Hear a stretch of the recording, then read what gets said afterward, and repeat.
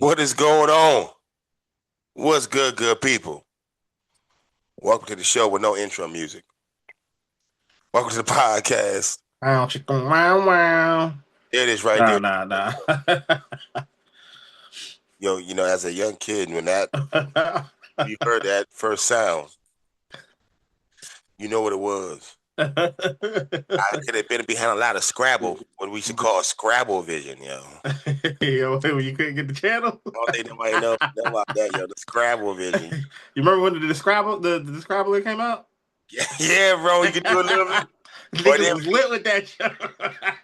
Or you ain't have one, and you watch it long enough that bitch get clear. You be like, oh, like 7 seconds. You're like, oh, you're right. Yep. And it was almost like how the waves will just continue to mesh up, and then all of a sudden, like it was like it be gone like that. It get smooth, and you like, yo. Yes, sir.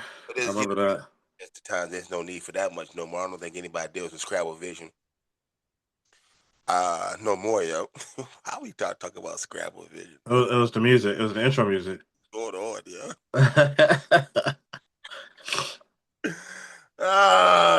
Sometimes that's when times were simpler. No bills. You were downstairs at 2 a.m, maybe during the summer, trying to find some Scrabble. Try to parse your way through the Scrabble Vision. Hoping that you can get something that could bring you delight. Yeah.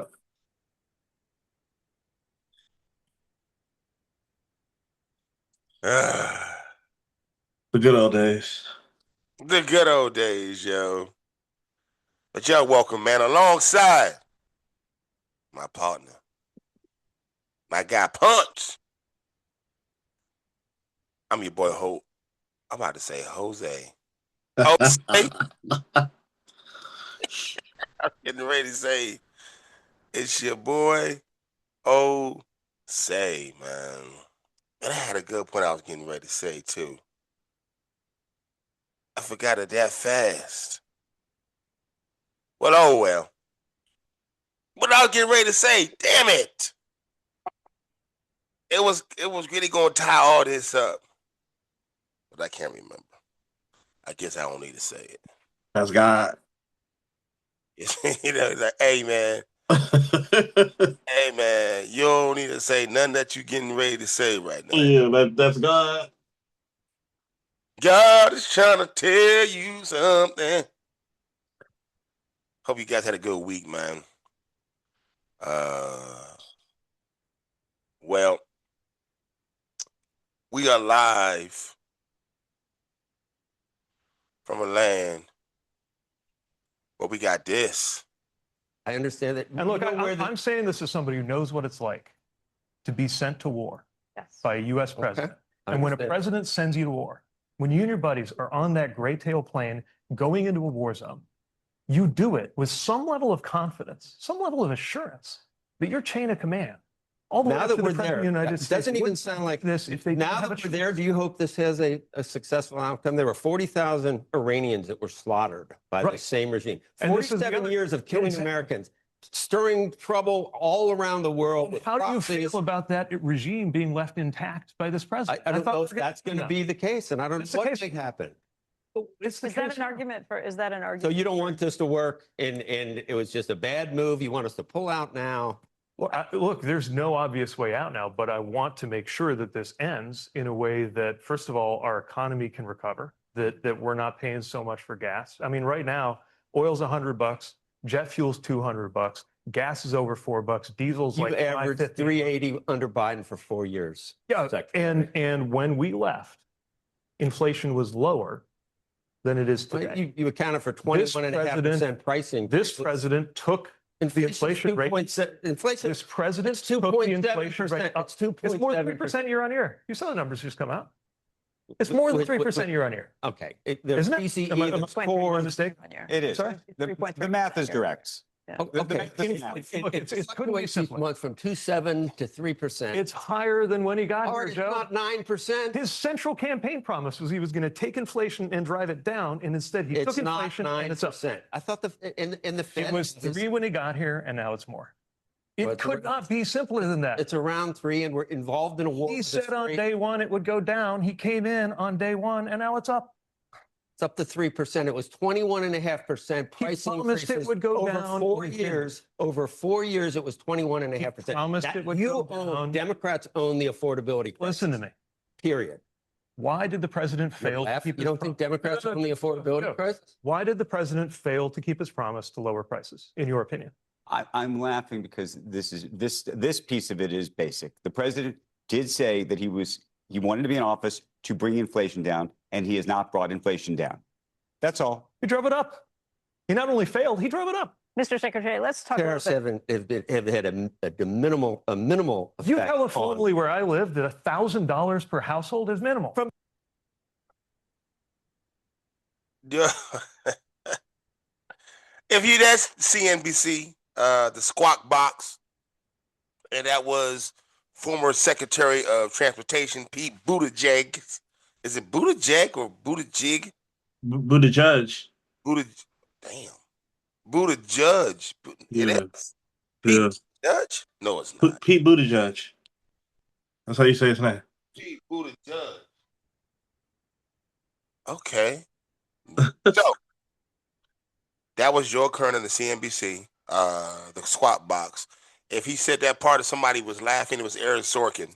Because he was legitimately laughing when he said the Democrats owed the affordability crisis. If you don't know Joe Kernan is a MAGA acolyte. He is a Trumper through and through. And you see, once again, that was a debate they were having that went viral because it was just the flailing. It just, once again, dealing with a time in politics where the facts just don't matter, bro. Like, it just blows my mind how we sit where it's just in a time where people can see something and they can look at it from a perspective of one man, of one perspective where it doesn't matter how this person does it, what they say. It's like I don't even know how we got here, and it keeps me at a loss of words a lot of times because we're seeing things where if you had a Democrat, it's almost like any politician at one point in time, this would have been just persona non grata. Yeah. And now we're just in a time where the facts, every metric, Donald Trump has failed. Every metric that you can look at, he lied, even to the point you see what's going on now, where you have the media, his top 4, I guess, biggest supporters, who the media is already thumping around because, look at the people, look at Tucker Carlson and Alex Jones and Candace Owens. You see how they're turning? It's like, yo, man, these motherfuckers are the people that put this man in office with their influence. And now you trying to give him love? Ain't no trying to hear that. Yo, what's up? Oh, hold on one second, man. Even when you're podcasting, you get requests.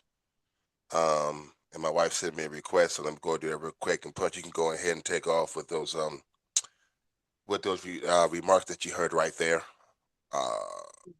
For Joe Kernan and Pete Buttigieg. I don't think that's the name. I think that we constantly get lost. I don't know. I wish there was just a little bit of honesty on both parts, but just for real on the Republicans' part on what happened what was going on in the world when Biden took office. Biden took office during a global pandemic and judge that it was handled correctly or incorrectly by the outgoing administration, which was Trump's. The incoming administration was Biden. The world was in a global pandemic. The whole world. The whole world. Everyone's inflation was high. And the funny part about it was we were still the lowest inflation on the entire planet. Yeah, the whole world was The whole dealing with inflation. Supply chain issues, bottlenecks. And I think it's a fair assessment to say, even if we think Trump bungled the response, it was something that the world hadn't seen in that magnitude. We've never seen where a virus in a large or in the largest, most prosperous countries killed 1 million people, right? And we got I don't remember what it was called, but we got the coronavirus within a year. I mean the vaccines within a year, right? Yeah. Operation Warp Speed, right? Which was a massive success. But she can't even take credit for. I know, which was a massive success. Even if everything else was wrong, it was a massive success. He can't take credit for it because the minute he says it, he gets booed. Like, right? He illicit. Like, it's so funny. Everything he's done, like, you could just tell the fraud that he is. Because everything this man has done, now he won't even talk about that because his people hate it. And then he groomed his people in order to elicit votes, and everything's going to stop on day one, and it hasn't. And you get all these people like Joe Kern and these stupid motherfuckers on CNBC. Well, just Joe Kern in that situation. I shouldn't say the other two. I'm just sitting there promoting and acting like what it's like something so cynical. I just got done watching a reel where this guy was talking about trying to break down Trump's civilization. He was saying how, well, civilization doesn't mean people. It means art of the deal. Like, he just says something big. It doesn't mean people per se, even though civilization means literally human society.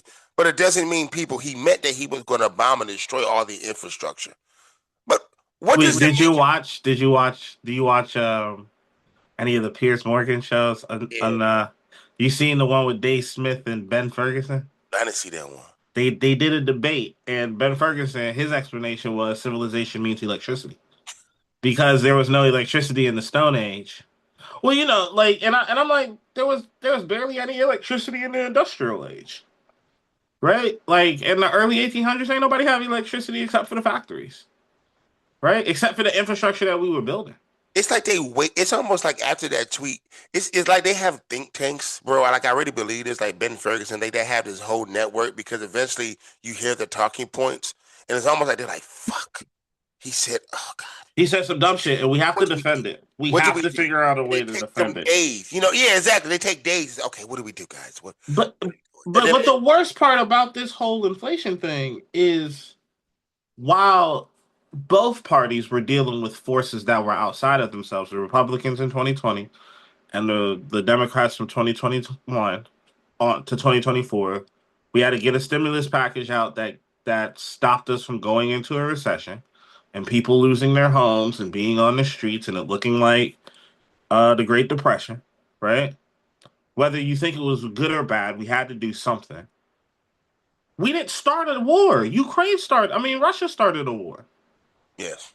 Right? And that's it'd be right. We started this war.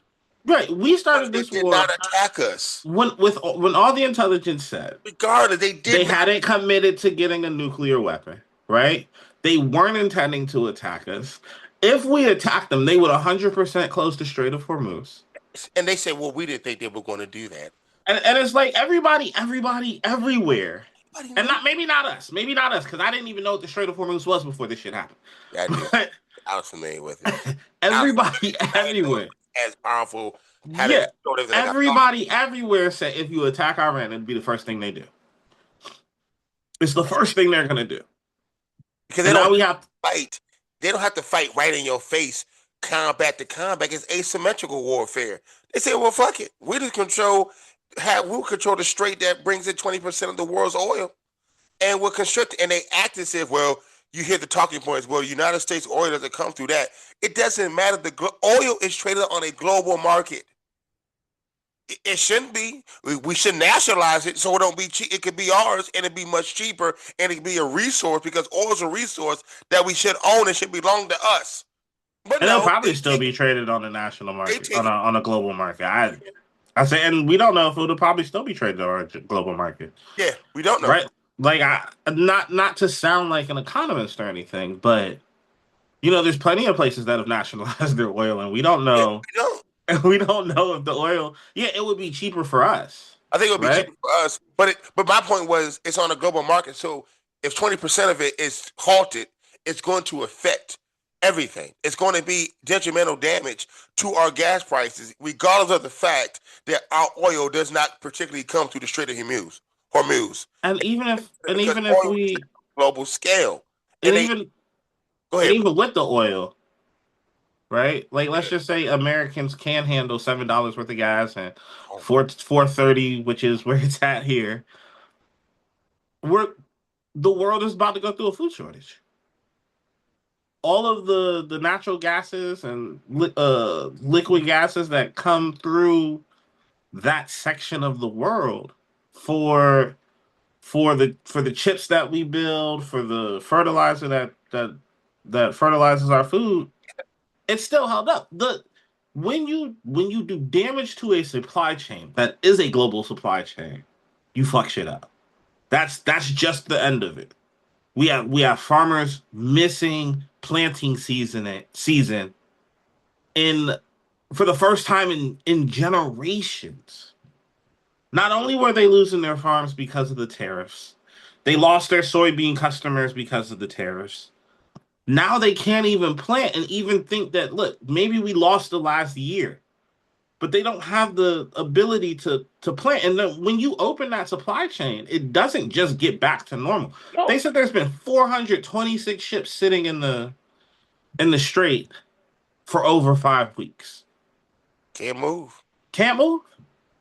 And look, we understand that the American military is powerful and we have all these planes, but Iran's not a warring nation. What a distraction that they're doing with that. Every time you concerned open their mouth, the first thing they want to say, well, first and foremost, the tactical brilliance of our military and the way we have been able to just identify. Can't tactically open that strait. And all that shit, they ain't open it the fuck. The strait is still closed. After all that tactical greatness that they have, I shouldn't say supposedly because they do. We're the greatest. We got the most expensive military in the world. And we pay for so much military. And we pay for so much military shit. We should have the best military in the world. Better. We better. I want $1.5 trillion more that goes towards the budget. I mean, we better. Yeah, we better have the best military in the world. We shutting down hospitals so we can buy weapons. We better have good weapons. We are literally taking away people's health care so we can make.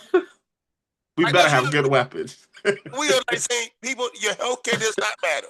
Nope. We want to make ballistic missiles. We can't pay for their daycare. No. Which would allow parents to work longer and work more jobs so that they can make more money, so that they can spend more money. But we got weapons. Our weapons better be goddamn good. They better be the best fucking weapons in the world. Better be the best fucking weapons in the world. $30 billion have been spent in these last 40 days. Well, $30 billion we keep talking about to our audience, y'all know, would have covered the subsidies that for people's healthcare premiums that have shot up, what is not even being talked about anymore because the media cycle just chugs along because they do not care about how the people are going. It's just what are the ratings and who are the stories. And over $30 billion has been spent. $30 billion. Now they want another $1.5 trillion. On top of that, now also the $200 billion supplemental package that they're asking for. All this they want from a country that we struck first, and now they're sitting there trying to tell us, well, we've been at war with Iran. We've been dealing with it for 47 years. And they told us that it wasn't a war at first. That's what they said. It was a skirmish. It's not a tactical marine interference. Like, who cares? They even told us it's not a war. It's crazy, man. And it's tactical how they sit there and want to keep us. And the thing is, it's a distraction because they want you to say, well, yeah, the military is mighty. But the issue is the military does not end conflict. You need a diplomatic, political solution to end the conflict. And right now, what you have done, because they had to lift sanctions on Iran to help some of the oil patches, so the prices wouldn't get that bad. They had to lift sanctions where now Iran is making more money than they made before, and now they're probably going to they're going to put on the poll tax of up to $2 million that they want. Now, one lady keeps saying, I can't remember her name, but they keep saying, well, that's a non-starter. It's so funny how Americans are trying to act as if they bomb first, they underestimate it, and for some kind of reason they believe they still have the leverage. It blows my mind. How do you still have the leverage? And look, even if we say it's a non-starter and decide, hey, look, the terms that Iran issue are non-starters, if we decide to Gazify Iran, we just look bad, right? Then the world does move on without us, like the world is moving on without Israel, right? Then the world says, you know what? America's not, they're not reliable actors in this global situation. They're a threat to the entire world. And that could be, I think that would be the worst outcome, is that the world moves on from us. And like, if you look at it, Russia's buying their oil in the Chinese yuan. And they're giving what was intelligence to Iran and supporting, giving them oil and selling them oil. And China's, they're doing something with, I know they're giving intelligence, but they're doing something else, Russia, too, with Iran. And China's sending Iran weapons. That's what it was, China. Right? China's sending them weapons. Right? And look, I'm not a US military supporter. I'm not gonna be like the China's our enemy and we have, because I believe that's all propaganda to keep us thinking like China's an adversary for us. And I can understand Russia because like Putin is a murderous dictator. Yeah, he's a murderous dictator, and we could probably have he wants to bring 1,000 critiques about Xi, like you can have 1,000 critiques about all the murders that any American president has orchestrated, because none of them have killed as many people as American presidents in foreign lands, right? And none of them reside over. We still have the most violent country in the world, in the largest penal system, and the most people dying by guns, and the most people living in homeless, the largest homeless population, and the most people dying and waiting on healthcare, and the most people going bankrupt on healthcare. So, like, the American regime is no better. And these decisions now are exacerbating all those things more, made by the decisions of one man who many presidents BB was trying to get to. This one man did it, and to the point made everything, prices up, affordability is crazy. And you got people like Joe Kernan saying, no, the Democrats own affordability crisis to the point where, back to that clip, that his co-host started laughing. Yeah. He literally was like, come on, man. He told him the facts were right. Like the numbers are right. Like there's a couple of things we could lie about on this show. We can't lie that the numbers that he's saying the issue is wrong. That's what they try to do. They try to lie or make the numbers look at how it really, how really ultimately what it means and what it says, and long-term pain, short-term pain for long-term gain, and then they try to shift it, and it's like, why are they doing all of this for this mumbling, bumbling, cognitive decline, idiotic dipshit of a man? I do not understand. Because they joined the party, man. It's like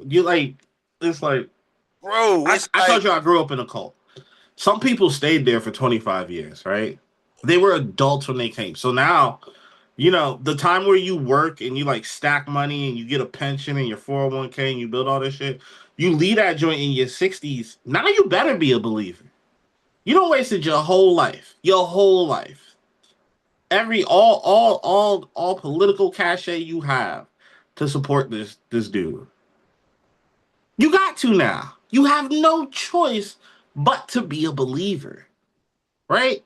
It's like finding out everything you believed in when you were growing up or doing all the work you did when you was in that cult wasn't true. and now you're 60. And it's like, damn. And now you're like now what do? It's like, okay, you may see all the holes in it, but you've been doing it for so long. It's like, well, fuck it. I got to commit to it. My belief has to mean something. We just got to hold on to it. You just have to hold on to it. But even though it's bringing down everything, like the Republican Party, well, obviously, I don't know, because the Democrat Party lately they're not. And that's what I wanted to say. This is just a critique of the Republican Party. But the Democratic Party has done no better in stewarding the financial crisis, the affordability crisis. Under Biden, we watched corporations during the pandemic, during the war in Ukraine, make record profits. Record-breaking profits. Year over year. Every quarter was a record-breaking profit. Because inflation was high, they jacked up the prices and said, hey, it's really inflation. That is what corporations did to us. Inflation is the problem. That's why we just can't stop. That was under Biden. Because it doesn't make any sense when the fact where, even though, like you said, because I think the formula was, how did it make any sense?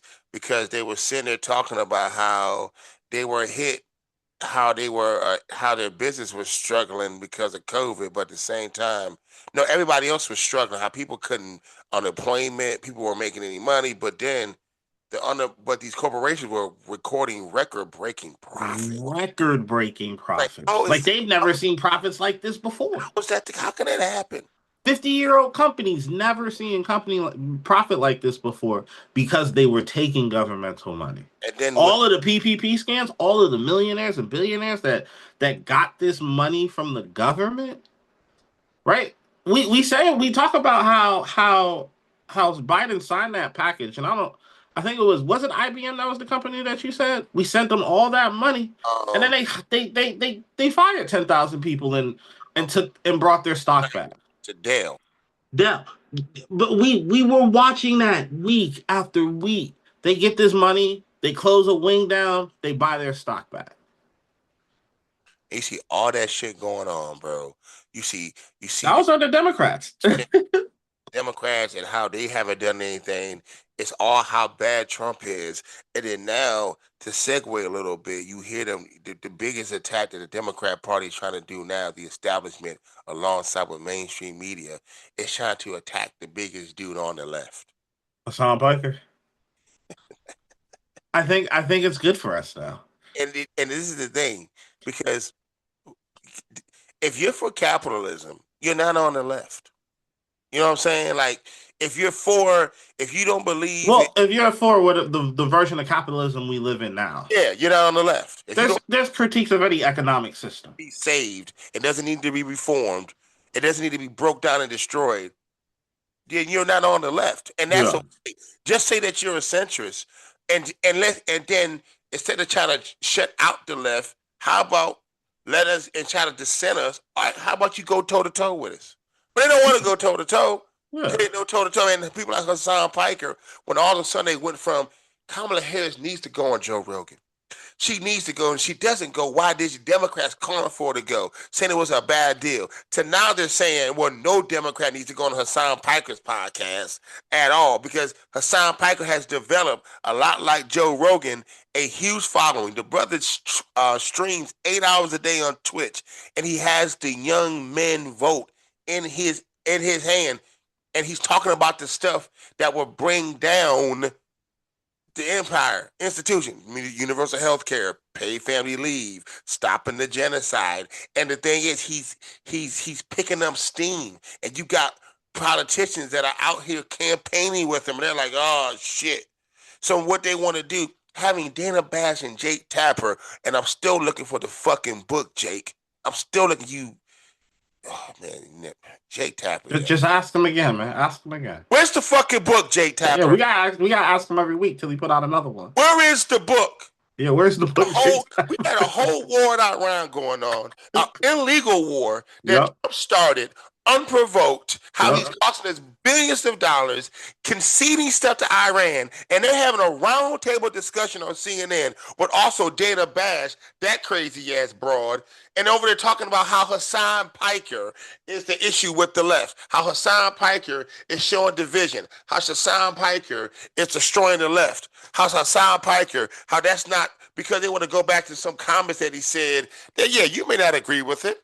It may be controversial. I'm not saying I agree with everything the man says, but the situation what he's talking about, the issue that they don't like, the stuff that he's really talking about, they don't want no part of, is the things that people want and they desire, and they see it. He's growing steam, and so what's the left trying to? Well, not the left, the Democrats. No, the Democrats, the MAGA Republicans. The MAGA Democrats. That's what they are.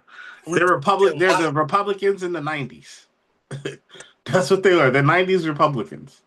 And what's really crazy is that after we lost the election, right? Everybody was trying to play this game of politics where we needed to have conversations with people that disagreed with us. And then they go talk to Ben Shapiro and Charlie Kirk and all these people that not only disagree with us, but in most situations we would say have dangerous views or opinions of what we should have in this country.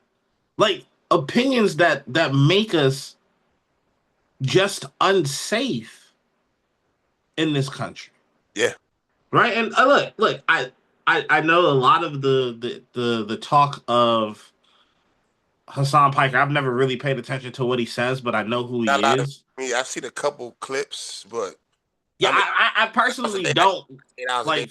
Yeah, I don't. Yeah, 8 hours a day is a lot of streaming. He does it every day, just about, bro. Almost 8 hours a day he streams on Twitch. Yeah, that's a lot of streaming, and I imagine that if you talk in front of a camera for that long, you're gonna say some stupid shit at some point. Eventually, you're gonna say some shit. You're gonna say some shit that somebody that could be controversial, or at the end of the day, like when he said, "The United States deserves 9/11." Now, obviously, that's controversial. But if you want to break down the United States in terms of how they've been such a destabilizer around the world, the other countries over the years, when you had Iran, you go back to 1953. Well, once again, we talk about all the time how they elected democratically a leader, and because it didn't fit the interests of America, which is terms of corporate interest. When they say American interest, they mean corporate interest, and because it didn't meet those interests of America, it had to be they did a coup. They ran a coup, overthrew it, and installed the Shah. That was one of many in the world that we were doing. One of many. Yeah, you know what I'm saying? How many brutalist regimes have we propped up? All Contra in South America. Yes. The regimes in the rebel forces in Syria, the Iraqi Kurds in Iraq, like all the brutal regimes and all of the coups that you'll hear a general say that they've participated in with pride. Right? Where we've destabilized the country. And again, I think it's actually, well, I mean, we know what it is that the establishment is in a fight against the actual left of the party. Because us on the left, we will hold them accountable for the things that they say. See, the thing about the right, the reason why they love the Big Tent party, want to go to the right, because they understand two things about the right. That the right at the end of the day is that they are not the most intelligent in terms of low IQ voters, low information voters. Yeah, low information voters. Say it again. I said, yeah, low information voters. Low, and that's in low IQ. Low. I don't know that IQ. Low information voter. They don't have all the information. And because they kind of, clip and they don't follow politics and stuff of that nature. And also, the other fact is because of the fact, oh man, I lost my train of thought.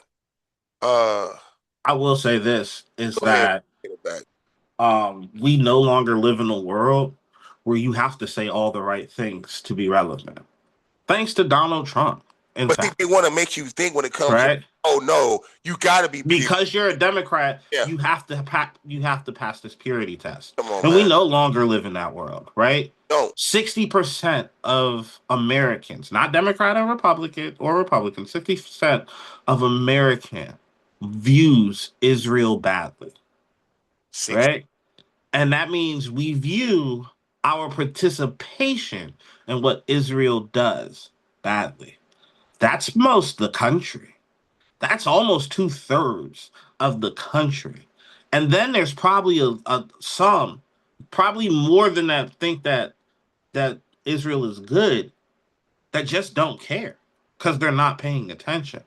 But you no longer have to be the party that says the party things lines or the party talking points in order to be relevant in the party. And all they're doing, honestly, every time they say, and this is why it's good for us. Every time they say Hassan Piker bad, someone's gonna go click to see what he says. Yeah, I think his thing would have like 180%. Yeah, they're gonna go look to see, you know what?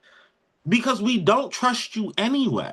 No, and then We think that Democratic Party is lying to us. And We then- know they are. exactly, because the fact of the matter, to go back to the point I was saying earlier, I remember my train of thought. It's because of the fact they keep trying to reach out saying big tent party to a group of people. The Republicans, the base of the Republican Party, has been conditioned to inherently believe that Democrats are evil, that Democrats are non-Christian, that Democrats are for the decay of society. They have conditioned their voters. That's why Kamala Harris going after Liz Cheney's voters or whatever constituency that she had, and then come to find out to reach out to Republicans, and then the last numbers came out, she got less Republican voters than Biden got the last time because she was trying to reach out for them.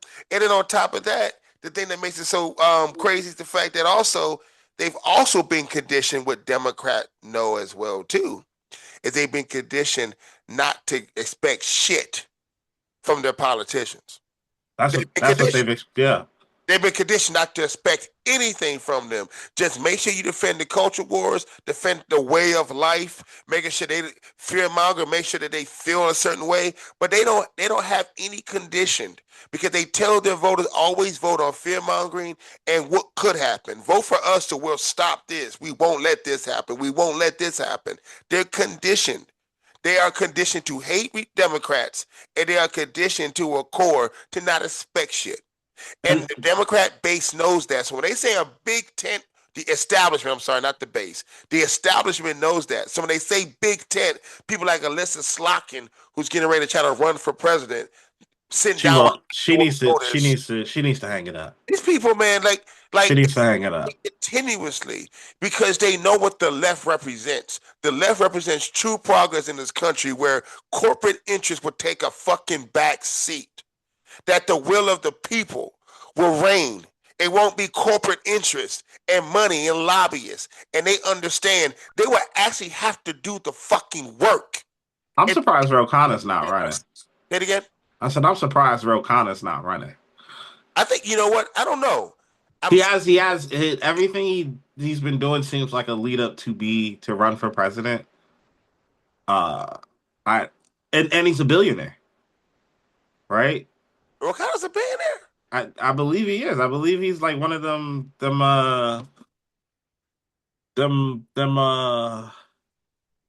Silicon Valley good guys.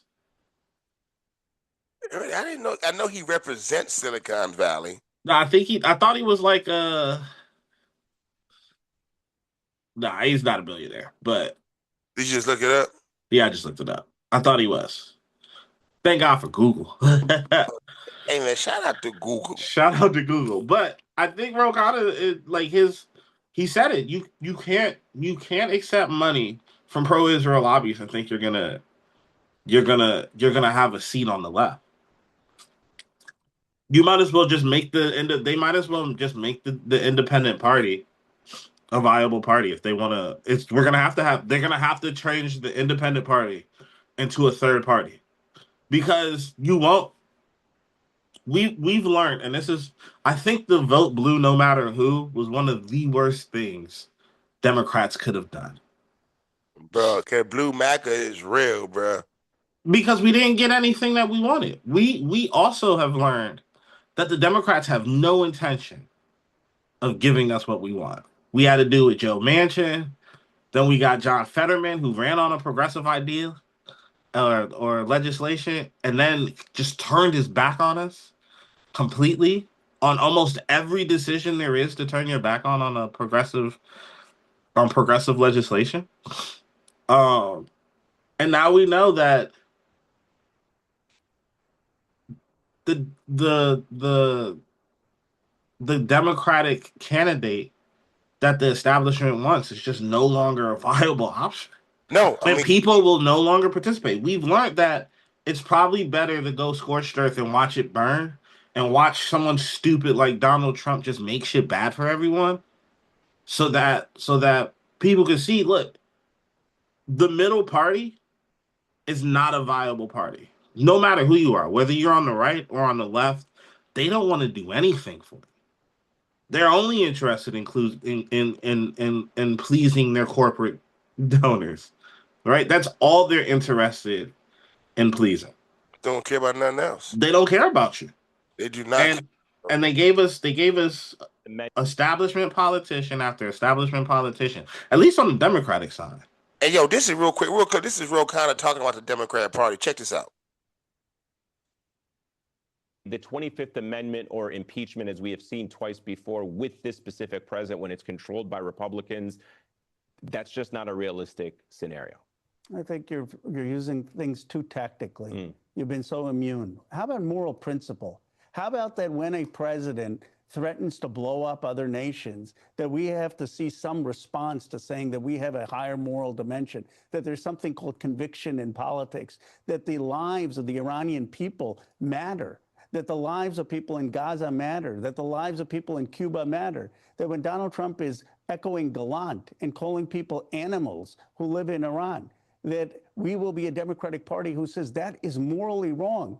And when we don't say that, and when we hide behind proceduralism, and when we hide behind tactics, and we hide behind the fact that we don't have votes, then what we say to most Americans is we're not willing to fight for our vision for America, for our moral vision. You know who is willing to fight for his vision of America? Donald Trump. And you know why the Democrats keep losing? Because we don't have conviction in our politics. We don't have inspiration and passion in our politics. We've got people there 50 years who read the same scripts, put out the same bland statements.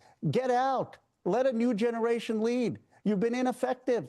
The base doesn't like you. The base wants fighters. The base wants people with moral vision. And the only people the base are more upset with than Donald Trump is the ineffective leadership of the Democratic Party to stand up when a president of the United States is threatening genocide. All that. Walk your talk. All that while the DNC once again shot down another, I think it was another, what was it, a notion or was to denounce AIPAC. And the DNC did not take that up, that resolution to denounce AIPAC. They voted against it. The DNC are the same people that slimed us out when Bernie Sanders won. When he should have got majority of the delegates. The same organization that slimed us out. These motherfuckers, like they are legitimate. Like it blows my mind the amount of vitriol and fight they show for the left. They do not fight the right at all. Yeah. All their vitriol, all their fighting goes completely in towards the left, even with the media. When once again, talking about Candace Owens and Alex Jones and Marjorie Taylor Greene and Nick Fuentes, these bastards who propped up Donald Trump, who we all knew what this is the thing about Trump. Nobody's surprised that this is what's happening. This is why we did not want him to be elected. This is why people fought to make sure he did not get reelected again, because we knew what to expect if this man became president. We knew what was going to go down. And for the media all of a sudden to show all this love for these people, because now they've woken up. When you have people like Nira Tadine, she's on Abby a lot, who, man, she drives me. She's just an establishment clown to the point that these people are reposting Nick Fuentes because he said something critical about Donald Trump. Like, see, I told She's you. Not that bad, man. You see? Now all of a sudden Nick Fuentes, she is an establishment, who's a white supremacist, who says who he is. Now it matters what he says. This strong because they got people on the right who are now coming against Donald Trump. And now that's something to talk about. But they want to crush the Kyle Selinskys, the Crystal Balls, the David Pacmans, the Brian Tyler Cohens, the all the people you see on the left who have been calling this out for a minute, who were early. So they're getting credit for being late when everybody fucking knew how awful Donald Trump was. They're being all over the media saying, oh, they finally woke up.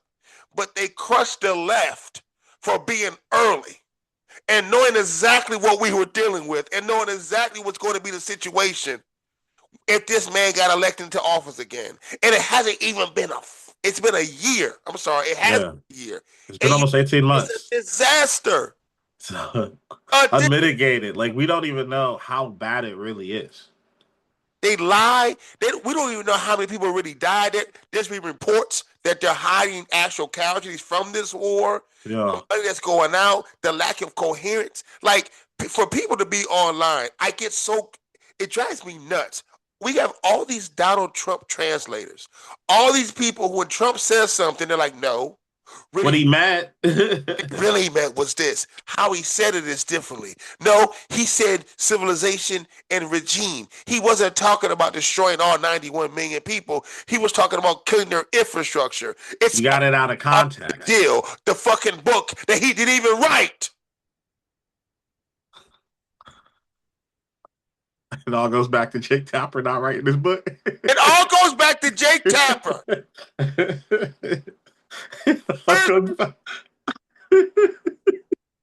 I'm sick of this shit, man. Like, this is crazy. Like, it is crazy to me. Joe Biden had all these scandals. Like, Donald Trump is truly, he is truly garbage. Like, he is corrupt. He's manipulating markets. He's giving $10 billion to the board of peace. I mean, he is just doing. There was no Joe Biden. He tore down the East Wing of the White House. Say it again. I see. He tore down the East Wing of the White House. Oh, Joe Biden had none of these scandals, none of them. But he had one fucking awful debate, and they wrote a whole goddamn book on it. Yeah, a whole book. A whole book. It's madness, man. A whole book, and this man is legitimately the reason why, though. People need to understand this, because ultimately Donald Trump he sides with corporate interest. Ultimately, even though he's a greedy pig, he'll take a lot out the fucking top. He'll be like, "Look, I do what you tell me to do, but you're gonna pay my ass in the process." He's going to see the other presidents. They own. Other presidents don't own. They kind of own the president. Hey, man, you get what we give you.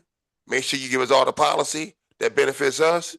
Bam. Trump's like, look, I give y'all the policies that benefit y'all, but y'all motherfuckers gonna give me. I'm the Don. I'm the mafia boss out this motherfucker. Y'all gonna give me some kickbacks. y'all gonna give me some straight up kickbacks. And then that's the way we'll go about doing it. And Trump is doing it that way. And he's so corrupt. And the media just sits back and they just allow, because of the fact, ultimately, he backs corporate interest. And all the mainstream media, people need to understand this. And I know our audience does. They represent corporate interest, because these multi-billion-dollar corporations, they're corporations. CNN is a corporation. Yeah. MSNBC. ABC News, all these are corporations that benefit off tax cuts. Yeah. They benefit. And the people who tell you on air that everything's fine and incrementalism is good and that these politicians are really good people that are just trying to figure it out, they're part of the 1%, making 10, 20, $25 million a year. Sean Hannity makes $50 million a year. And that's better for the coaching in the NBA. A year. $50 million. And he'll tell you, no, what my Dami's doing in universal health care is going to destroy New York. While he's making 50. That's why he makes the big bucks. Dollars to lie. And the genuine thing is that we really don't know how bad the state of the government is now. It's man, bro. We have Right? Where's Doge? We're gone. Where's Doge? Right? They allegedly found all this corruption and fraud, and then made way for so much more corruption and fraud. For money. They got rid of the CFB, CFPB, I think, the Consumer Protection Bureau. Protection Bureau. They got rid of USAID. So they've gotten rid of all of the professionals and institutional knowledge in the Department of Defense. They're firing generals and chaplains, and don't want to give people promotions. Yeah, we don't know how bad the state of the government actually is. Anybody who speaks to represent them are lying. They got rid of all the bureaucrats. Everybody that now they go where we talk about General Kane, and it's well, you don't have to believe Pete Hegseth, but if you believe in the institutional power that the generals are good-meaning people and they're not the biased people, but you got rid of all the JAG officers. All of them. You got rid of all the watchdogs. All of them. You got rid of everyone that would hold our government to account. But they condition them to think that everybody that was in government before Trump was just fat and bureaucrats is making a bunch of money. And that's even worse for the establishment Democrats. Right? That's even worse that they got rid of all those people for the establishment Democrats. Right? There's absolutely no checks and balances. If they wanted to keep everything the same, they didn't even fight hard enough for the things that would keep everything the same. I'm not even going to sit here and be like the establishment that the bureaucrats were serving the people as well as we believe they were. Right? As well as people as they're explained to be serving the people. Every government has its ways and it had its issues, but not to the extent they were acting like the government. Because this is about the government not. We weren't getting extorted to this man. No, we weren't. And we were getting extorted. We were getting. We were getting extorted. Look. They weren't raiding the treasury. It wasn't pillaging the treasury, bro. They weren't raiding the treasury. The man just says, and it's so crazy. Hey, take $10 billion out the treasury and give it to my board of P's. They're done. Hey man, put me on it. Let me sign the dollar bill. Let me try to make a commercial for DHS and give the contract to a company that's never had a contract with government for $250 million. Eric Trump, all of a sudden, 1 week they start a military contracting company, and then the next week they're getting $200 million in government contracts to be able to make. It's just the brazen corruption. And then when Joe Biden or Hunter Biden got on a board of Burisma and sell some fucking patents, they had whole hearings. Probably in the book. Subpoenas, hearings, throwing them in there. And this president right here, and to the point, doing whatever he wants. The Congress Republicans just blocked another war resolution to pull in his power. They blocked it. And by saying that they trying to accuse Democrats of just being performative and playing politics because they're trying to stop what's going on. It's a mess what's going on. It's a disaster. And they're legitimately trying to figure out ways to justify this disaster. Because he literally cannot get out of this war unless he concedes to what Iran wants. Or at least to some of it. And then they go, well, the issue Iran. They don't want the war to end because they're trying to occupy and level Lebanon like they did to Gaza. Yeah. Hey, they last week or 2 weeks ago, they bombed a synagogue in Iran. That's Israel. The Jews, in quotations. Yeah. Right? The Jewish population that represents the thoughts Are you talking about anti-Semitic, Mike? Are you being? No.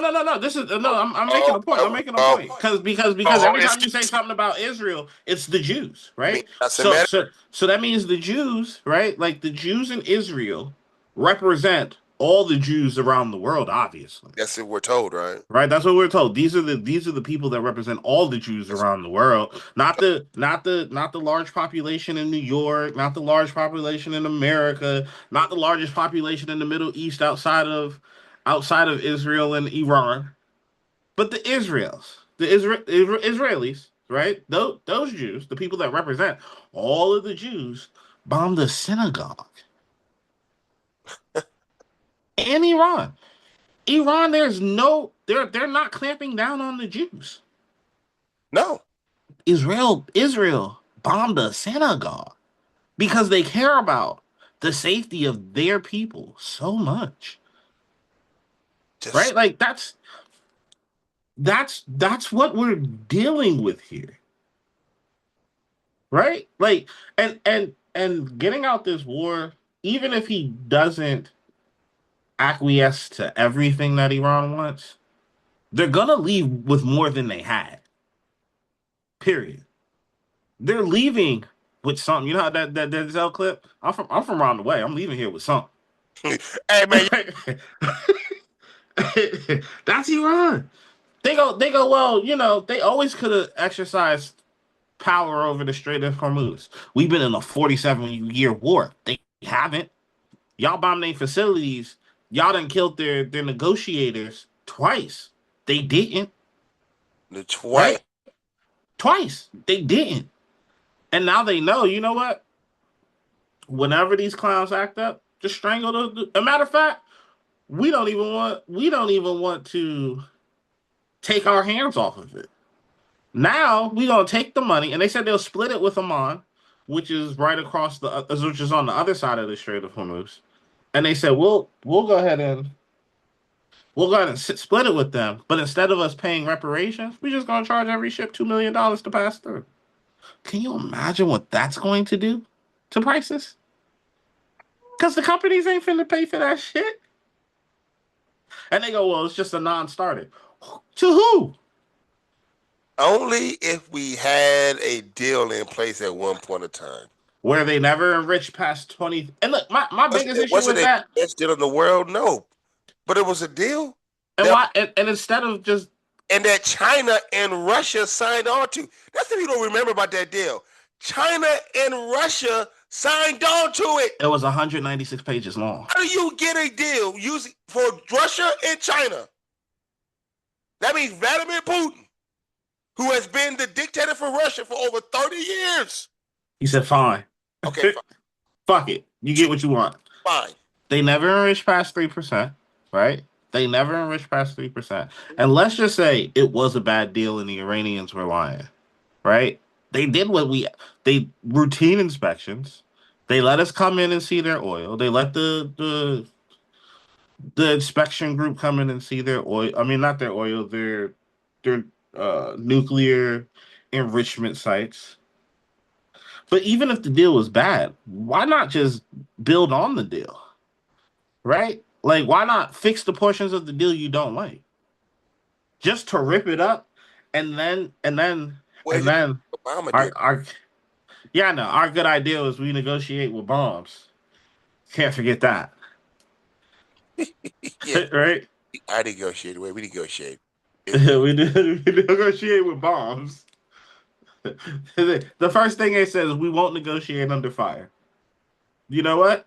And there's a professor I watched on the what's her name? Christina Amanpour, is that her name? She's a CNN analyst, and she has a show. But she's Iranian. She was talking to a professor in Iranian. He said this war has nationalized the Iranians. Because as much as y'all tell us, hey,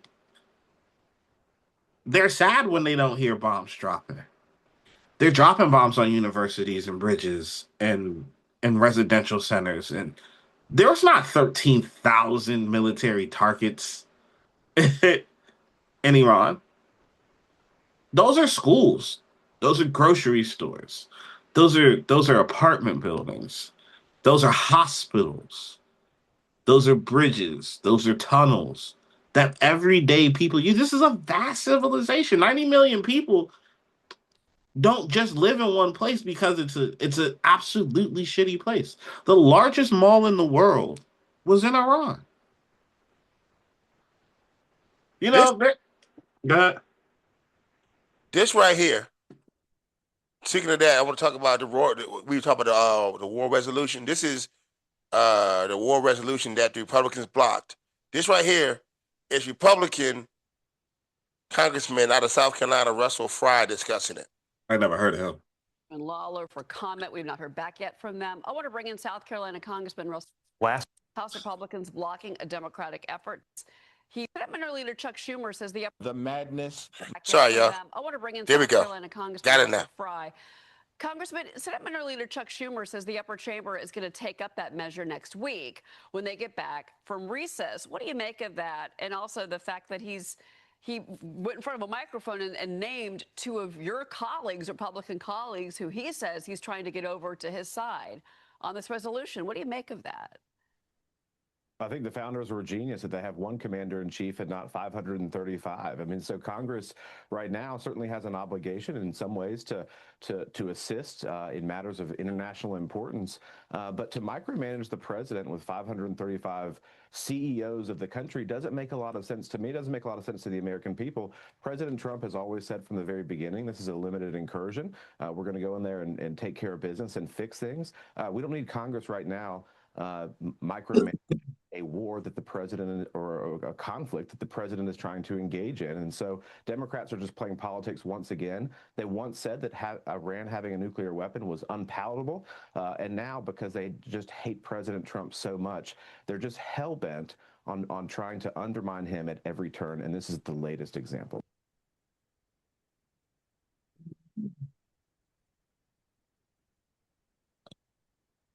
You see how they do that? You see how they do?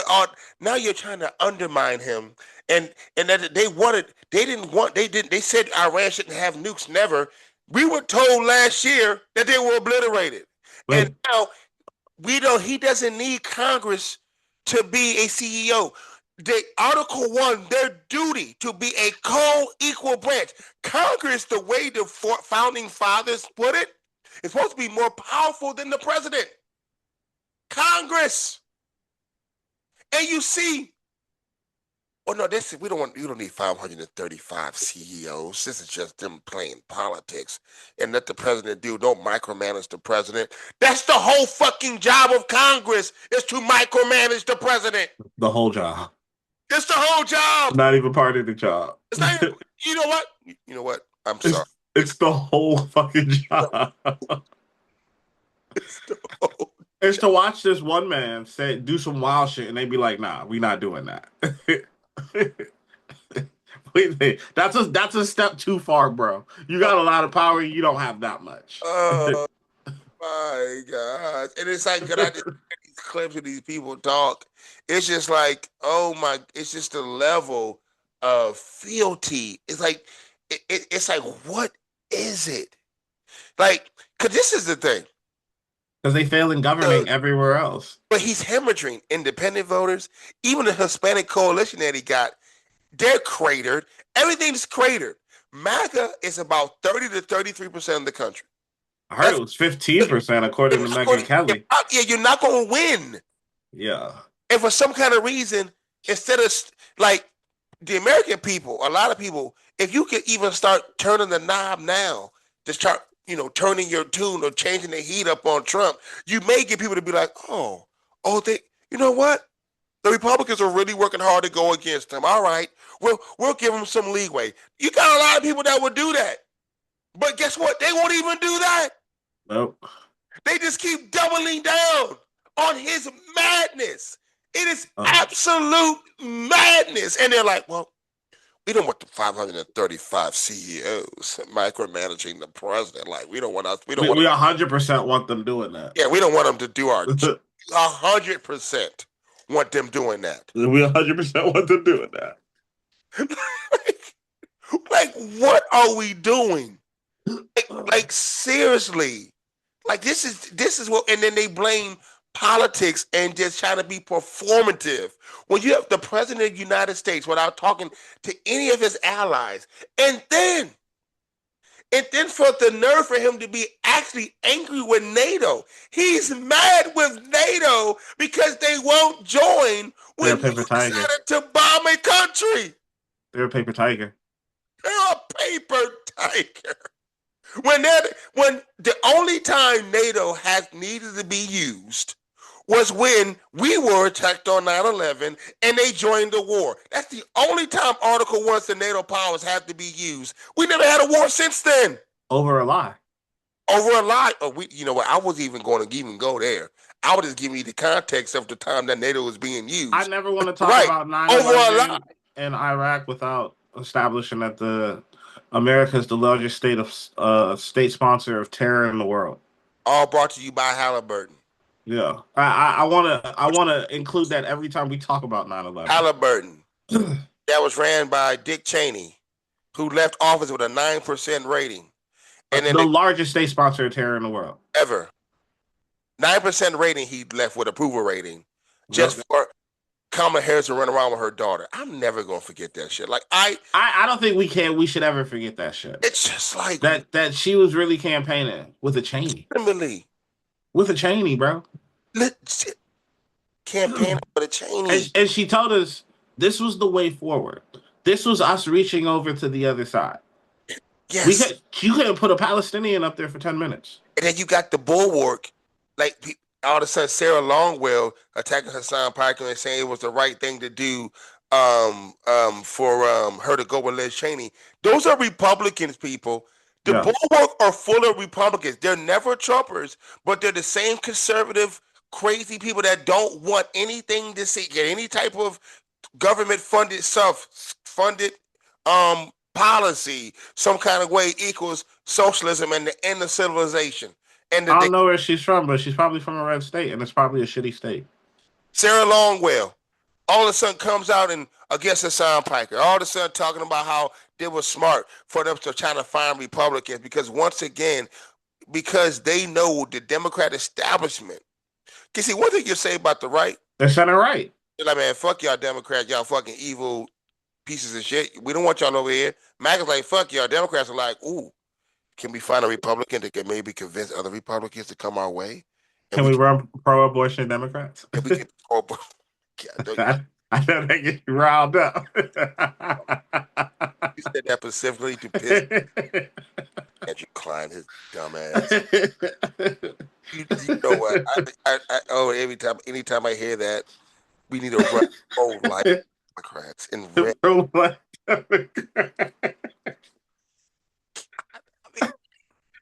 That's worse than Cheney, bro. Because all this to avoid the left. All this to avoid actual life-changing policy that the American people deserve based on our tax dollars. They do not want it. So they will lean on anybody else to try to figure, we're just a big tent party. Well, no, we let anybody in. No, you want people in there that's not going to push a narrative where it's going to hold your ass accountable. Because like I said earlier, Republican voters have been conditioned to not hold Republican politicians accountable for anything. It's just as long as you make sure I don't see a drag queen walking around, I'm good. As long as you make sure I don't see a trans person walking around or a gay person walking around, I'm good. As long as you don't see somebody burning the flag, I'm good. Like, no. Which is protected speech, by the way. Which is protected. And not while you live in a trailer making $9 an hour, living in generational poverty. And your teeth falling out. You ain't got no dentist. You ain't got no OBGYNs. You ain't got no primary care physician. Your kids don't read, let alone, and you know what I'm saying? With or without the poverty, our kids don't read. Red state, they're ranked the bottom 10 in education. I think most of them are all red states. Yeah. Because you see how they destroy the infrastructure, Republicans, because they privatize everything. And when you privatize everything, you make it about money because they say, well, you want private companies because you don't want the government controlling things. But what happens is the private companies get government contracts and they still fuck over the people and they put them in control and then they run down everything. And then they said that, and then what happened? Well, it was because of the fact Biden did it. Yeah, instead of using the tax money that they get from them government contracts that we pay for in advance, they say we need to keep most of this. So we'll cut services, we'll cut jobs, we'll cut infrastructure, and then keep as much money, work this as lean as possible, help as many people as possible with the money we paid them, and then ask for money on the back end. See, I privatized this. I got money from the government. The subsidies are paying us. Yeah. Right? So we negotiate with the insurance companies a high goddamn price for insulin, right? Yeah. And yet, if you have the wherewithal to have a job to get health insurance or whatever, you might be able to get a little bit of something. But their goal is to keep it lean and take. And this is why the Democrat Party is also at fault. Like, we do a lot of bashing on the Republican Party. Yeah, the Democrats. But these are about those motherfuckers. That's the ACA Act, the Affordable Care Act. That's what it is, right? We always say it's a conservative bill. It was a conservative deal with the Heritage Foundation in 2012. Because at the end of the day, I mean, it allowed people who did not have a job access health care. Okay. Yeah. So people were able to get health care because usually it was tied to your job. You can get it, but it just made it. And it was expensive. Middleman, and once again, it was just privatizing, and all the money was going up top. And those, you know what I'm saying? And the only way to make it affordable, at least more affordable, is they had those subsidies that were in it, and now those are gone. Yeah. And now I think we need to remind people that it's not free when they use our tax money. Right? All the time. No, so you guys want free stuff? So free stuff? No. I want you to, instead of buying bombs and filling up on ammo for that to go fight wars that we don't agree with, I want you to fix potholes. Yes. I want you to leave the delivery center in my hospital in West Arkansas open. Right? That's what I want. I want to be able to afford to go getting my teeth fixed when they hurt. Yes. And not going broke or going to damn dentist because I can't afford it. Yeah. You know what I'm saying? If I got cancer, I also don't want to go bankrupt in the process of getting cured. I don't want to walk into a hospital and they tell me, "Hey man, we can't treat you because you don't have insurance." We paid for it already. These companies get money we put out. We put that money in the government. And then they strip it down and give us a bare bones service, which is why they then go say, well, government doesn't work. It's because they're incentivized to keep the profit. It's a mess. Why the CEOs of all these healthcare companies or all these insurance companies can afford these private jets and these yachts and these luxurious vacations and these large homes. And the worst part is that they tell us that the American dream is doing everything that you can do to become part of that class. Instead of just giving us an opportunity to work a steady job, right? To live with dignity in a home. That was the whole thing about coming to America. There was all this land here. You could buy a little plot of land and you could forge a path of your own future. Life, liberty, and the pursuit of happiness. You can't do none of that shit no more. They don't want you to. And surely, bro. Right? They don't want you to. And then after all that shit we see that going down. We see everything going crazy. We see the cost of living. We see the affordability crisis where Joe Kernan says the Democrats own it, where clearly they don't. But at the same time, the Democrats don't want to do shit about it. And what they want to do, they want to go at somebody like this. seems contrary to what a lot of my naysayers have been focused on for the past 3 weeks of Donald Trump's insane ramblings and bombing campaigns. This event has not been canceled at all. Who's that? That is spent on a bomb that blows up a school overseas is a dollar that is stolen from you. All of our productive output. It's breaking up. That is supposed to be spent on your potholes, on your bridges, are spent blowing up bridges overseas. And we say enough is enough. And if we don't Exactly. Who was that? Hassan Piker. Oh. Shout out Hassan Piker. Yeah.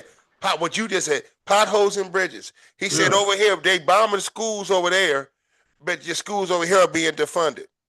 It's our money. Our money. It's the pot is ours.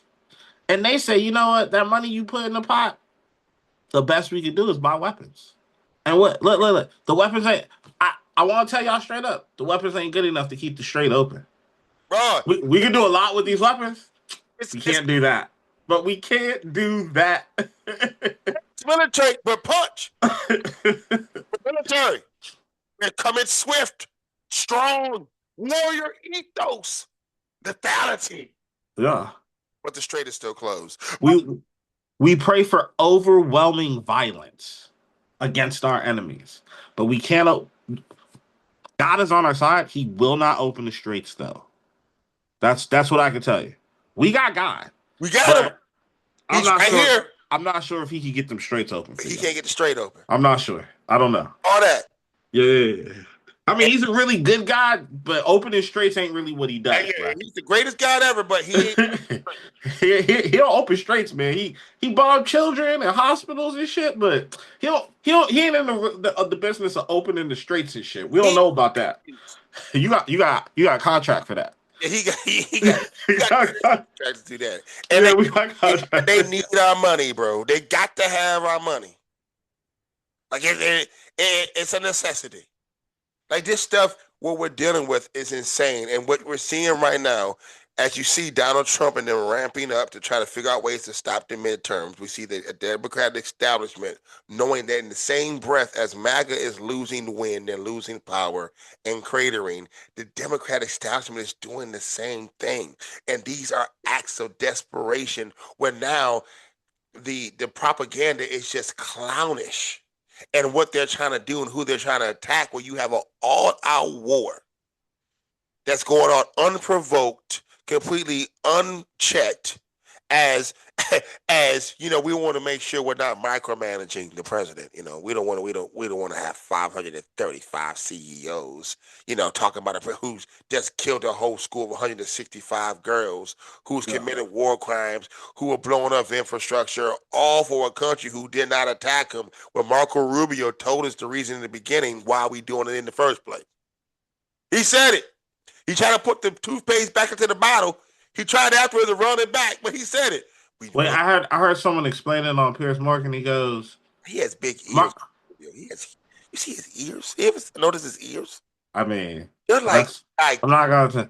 That's a trait of I know he's Cuban, but that's a trait of white people too. You ever seen a white person, like an older white guy's ears? Them joints be like this. That's what Marco Rubio's. Yeah, them joints be like this. He has a clip when he's talking, when he's doing like some behind some green screen talking to the people. I didn't know his ears were that big. I mean, continue on, but God. I saw a clip of, I don't even remember the dude's name. It's probably not worth remembering. But the new talking point is Marco Rubio said that it was an explanation of why the timing of the strikes, of why we had to preemptively defend ourselves. I just want everybody to know preemptive defense is called offense. Exactly.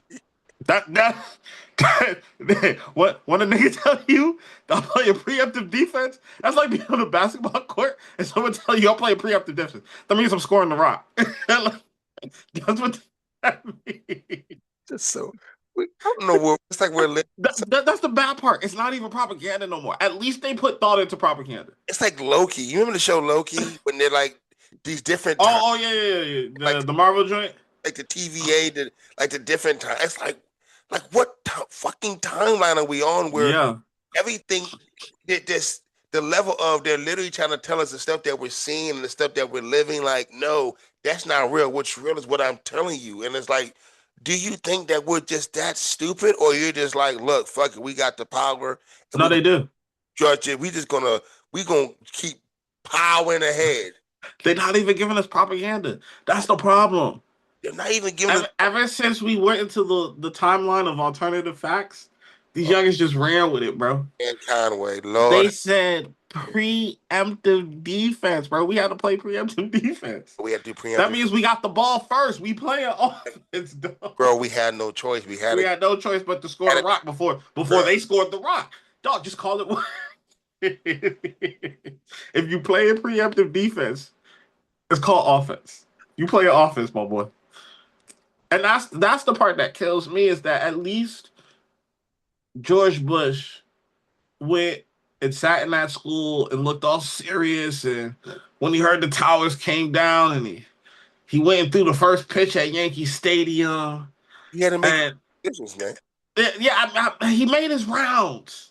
Yeah. He told us that Saddam was a bad guy, and we had to go get him. And he went to Congress. He presented the Congress. Yeah, he went to NATO. You know what I'm saying? He went to our allies. At least they gave us real propaganda.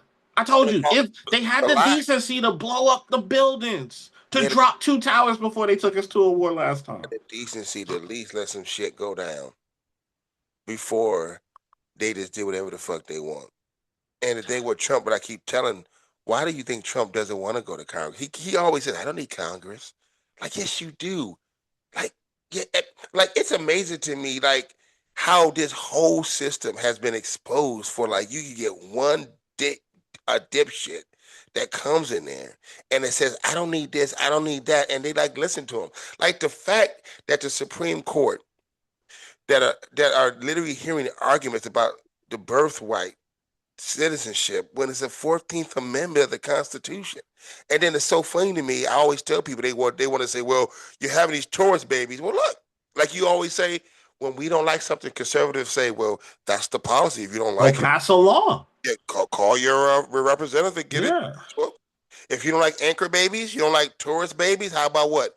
Make a law, figure some shit out, and pass some legislation. And it's fair to critique that we live in a different world than the world that the Constitution was written in, so rules have to change. Yeah. That's a fair critique. That's a fair argument.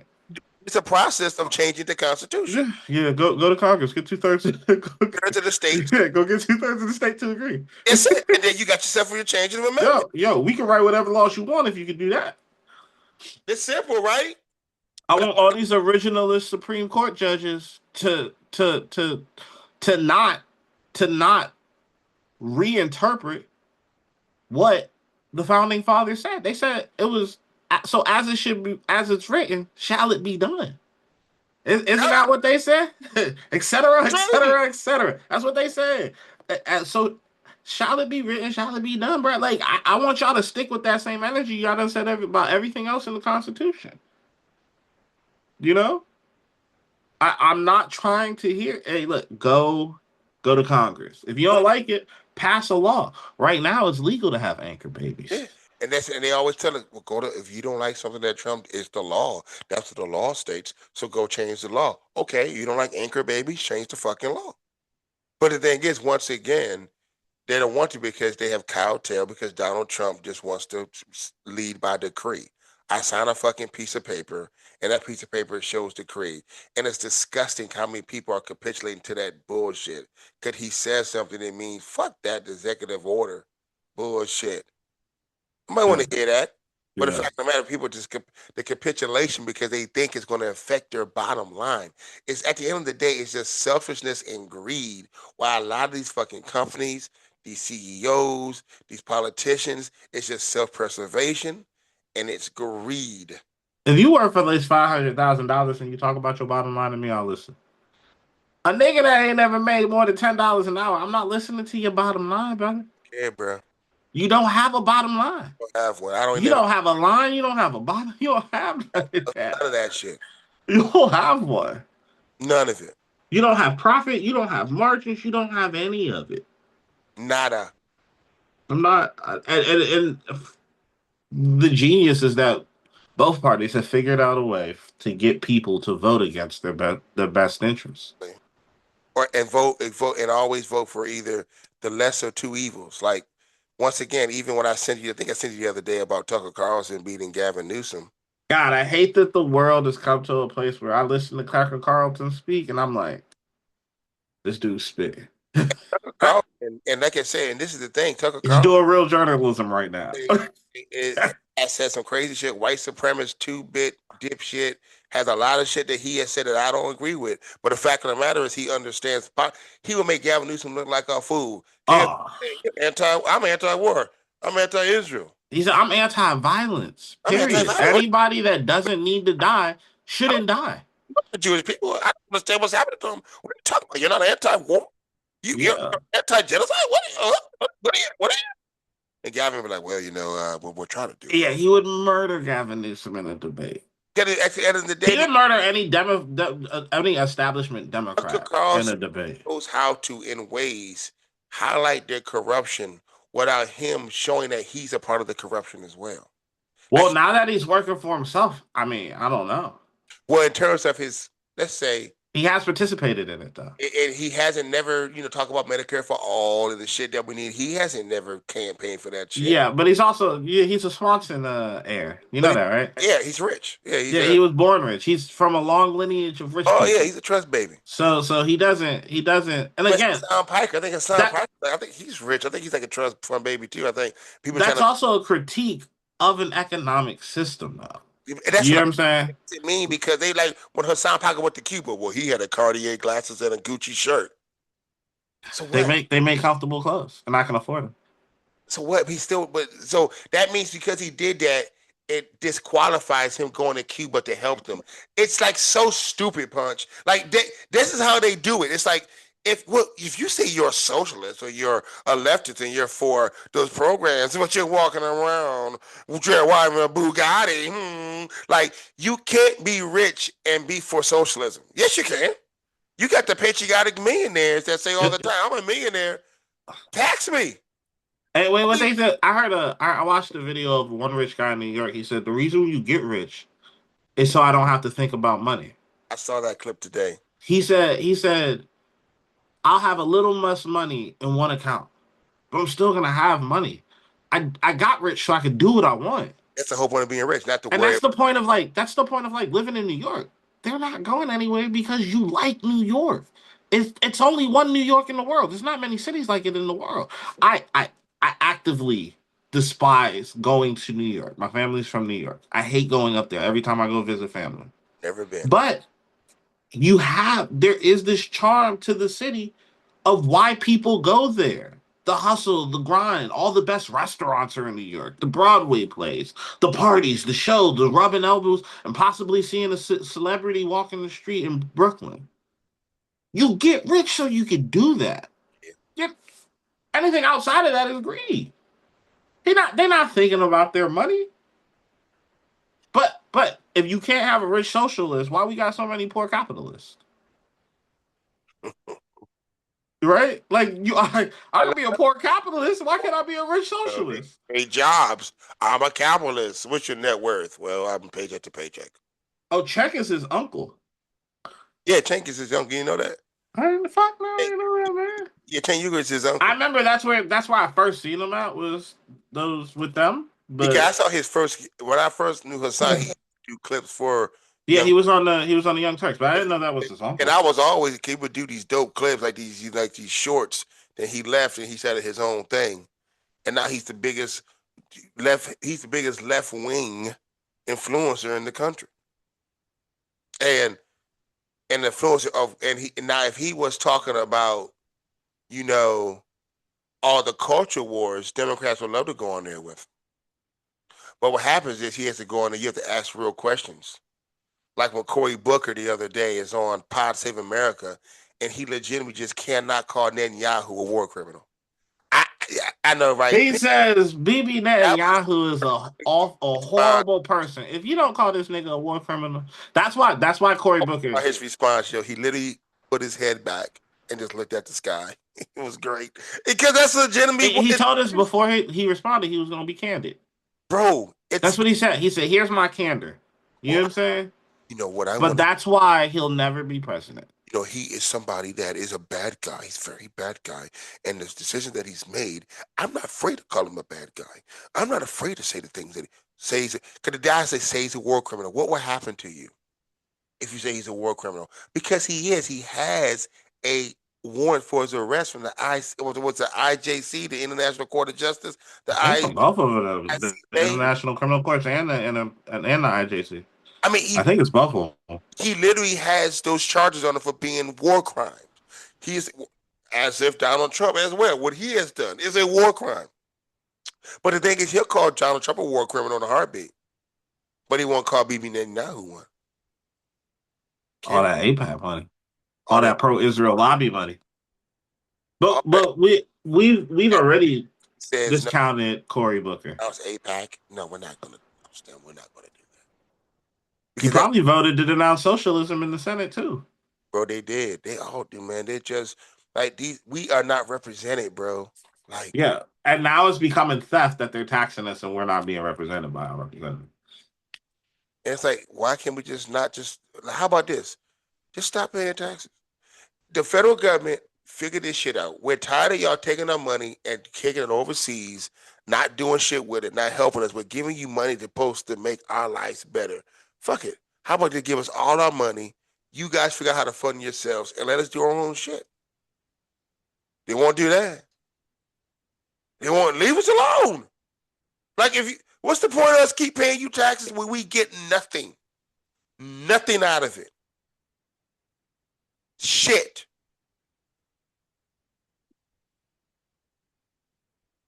And where's the book, Jake Tapper? We really got to get some merch. Where's the book, Jake Tapper? all this stuff that's happened in a year. In just the first 18 months of this president's one of the biggest books ever. You can have a tour, whole 9 yards. The man got 600 pages off of off of Biden being sleepy in office. Off one debate.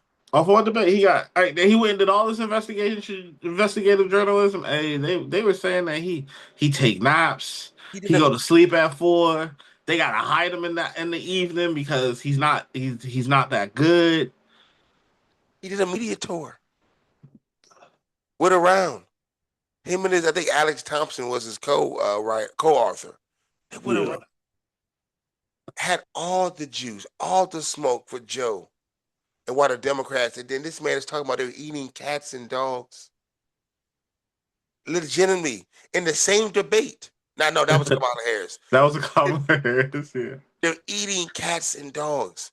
And then they heard, I remember Dana Bash said, well, that's Trump. Yeah. They just don't give a fuck, man. We can't even get no decent anti-propaganda. We just got to deal with, hey man, he's been like that the whole time. That's why hearing him say, "I'll wipe out a civilization," or today is going to be power plant day, it's cool. But he's negotiating. And why is he such a bad deal maker, man? He's the art of the deal. He doesn't have any deal. And that's his second favorite book, he said. He threatened the tariffs. He has no trade deals. Remember the 90 deals in 90 days? He has no deals. And we lost manufacturing jobs and manufacturing factories last year. Out of the deal. Right? That was the whole point of tariffs, was to bring manufacturing investment, right, back to America. $18 trillion, he says, and every time it's another thing out of his ass. He just 10 trillion, 19 trillion, and the White House says 9 trillion. None of it's true. And then he's asking people, do they want to ask him questions about sex? I mean, he did say that. I'm an open book. Talk to me about anything. Sex. Ask me a You couldn't question. even think of anything else. If you would ask me, you can ask me a question. If we can ask me anything you want. We lost over 90,000. They says between 68 and over 90,000 manufacturing jobs last year. I'm asked to take a few questions. How bad you got this cute? Question screened. I don't ask for screening of the questions. You can ask me anything you want. You can talk sex. You can whatever the hell you want. I'm asked to take a few questions. And unlike other politicians, they would like the questions screened. I don't ask for screening of the questions. You can ask me anything you want. You can talk sex. You can whatever the hell you want. He couldn't even think of anything else to say that you could ask me. Of all the salacious things that you could ask him, the only thing he could think of. Sex. That's it. You drew a blank. Hey, that may be the title of this pod. Sex. ... And wherever the hell else she went.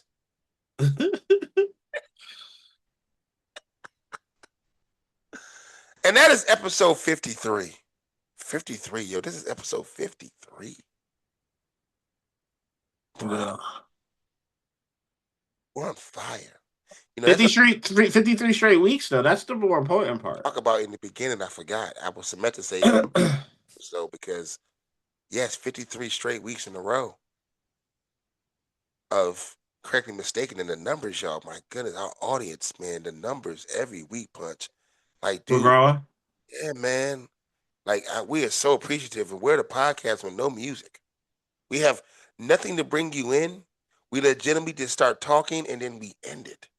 Yeah. Now, obviously, that may change, down the road as sooner or later. As soon as we figure out the literacy part of this, because we don't have much. Yeah. But the thing is, we want to make sure that we just talking to y'all first, and all the hijinks and the bells and whistles, as they call it, will come. But right now, it's just the fact of the matter is, it's just 53 episodes. I was getting ready to say something. I'm not going to say that. We're not going to go there. 50 episodes, man. And then at the end of the day, hey, man, look, if you don't have nothing to talk about, man, it's always a few questions. And I'm glad you looped this dream. Screened. I don't ask for screening of the questions. You can ask me anything you want. You can talk sex. That part right there. Sex. You can whatever the hell you want. Sex. You can talk sex. They got to make this a track after we deal with this joint. Whatever the hell you want. That's funny as hell. The most powerful man in the world. Yeah, we're dealing with a fucking madman, bro. So what'd you say? Not only is he in mental cognitive decline, Bro, he's a fucking idiot. He was already stupid. Sex. Sex. You can talk sex. You can talk sex. Anything you want. You can talk sex. Anything you want. You can talk sex. You can talk sex. You can talk sex. You can talk sex. You can talk sex.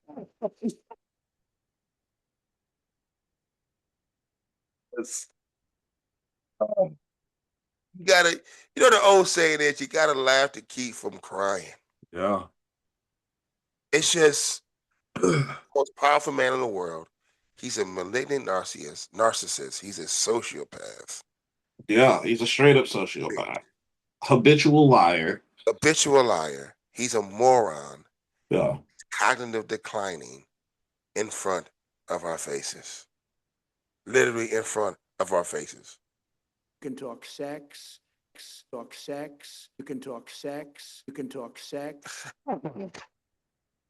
That's a live debate. That was a live debate. You got reporters and serious people, and this is the most powerful man in the world. What does that say about his followers? And they're in the middle of a war with Iran. War Iran, inflation is up, the GDP is shrinking. People can't afford health care. People can't afford housing. They can't afford nothing. We're closing hospitals and people losing their farms are at an all-time high. You can talk sex. You can talk. Everything's falling apart, but what? Sex. You can. Everything's an issue, but what? Sex. You can. What about Iran? You can. What? Talk. What about inflation? You can. Whatever. What about the cost of living? Sex. I don't want to talk about sex. Sex. Come on. Yeah. Sex. Something else. All right. We're done. Because I don't want to talk about sex with Donald Trump. Nah. Don't have any desire. No. Don't have any at all. Yeah. It wouldn't be the question I asked this young guy. What is that? I said it wouldn't be the question I asked. Because that is so funny. You know, what about all the issues that we have? We could talk sex. Like, and he legitimately thought as if somebody is going to say, well, Donald Trump, how do you rate yourself in the bed? There was nobody in that room thinking about Donald Trump having sex. No one. There's just nobody. No one submitted a question like that. Nobody did not. How he had. I mean, they weren't even talking about really. They talking about the deal with Stormy Daniels, how he did the shady deal, but nobody never wanted to talk about the fact that he had sex with her, because nobody wants to talk about Donald Trump and having sex with nobody. Yeah. You can talk sex. All right, yeah, we're done, y'all. Y'all know what we're trying to do here, the Correctly Mistaken podcast. We trying to figure out when Jake Tapper gonna write that goddamn book. We're trying to figure out when Jake Tapper gonna write the damn book and avoid talking sex with Donald Trump. Yeah. We're not doing it. Matter of fact, Jake Tapper, how about you talk to Donald Trump about sex? Yeah, go write that book. Write that book. He's willing to talk about it, as you clearly can see. Yeah. So talk to him about sex. Give us something. I want a book on Donald Trump before the election. That's what I want. Yeah. You gonna give it to me? Jake? We give you the topic, talk about sex. Start there. And end with the cats and dogs.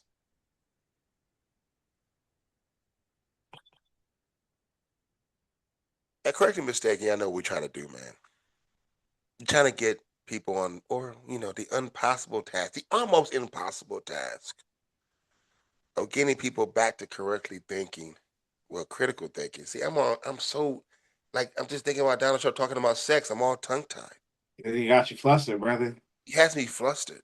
We're gonna have to get you to not thinking about talking to Donald Trump about sex, man. Nobody I wanted to ask him about sex, man. Nobody. Not a damn person in that audience came to that audience thinking, man, I can't wait. Oh, if only they let me talk to this dude about sex. Oh. This is not real life. It's not. The most powerful man in the world.